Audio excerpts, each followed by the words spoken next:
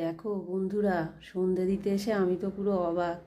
এখন তো ব্যস্ততার কারণে সকালবেলা ঠাকুর ঘরে খুব একটা নামতে পারি না, ছেলেই পুজো করে। আজকে যখন সন্ধে দিতে এসেছি, সন্ধেটা রোজই আমি দিতে আসি, তখন এসে দেখি একটা সোনার দোকানের ব্যাগ পড়ে আছে সিংহাসনের কাছে।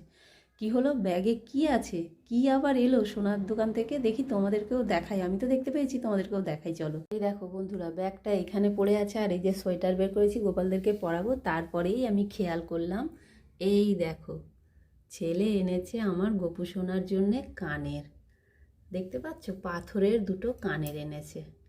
আমার এই গোপুর তো এই যে রূপোর আছে, ঠিক এই রকম ওনারও ছিল, ভেঙে গেছে, অনেক দিন ধরেই আনা হচ্ছে না। যাই হোক, কালকে ছেলে এই খেয়াল করেছে, মানে ছেলে অনেক দিন থেকেই খেয়াল করেছে, কিন্তু কালকে ছেলে আমাকে না জানিয়েই এনেছে। আজকে সকালে দেখো পরিয়ে দিয়ে গেছে, তাই জন্যেই দেখতে পেলাম। যাই হোক, কানের দুটো কেমন হয়েছে আর আমার গোপু সোনাকে কানের দুটো পরে কেমন লাগছে, তোমরা কিন্তু অবশ্যই কমেন্টে জানিও।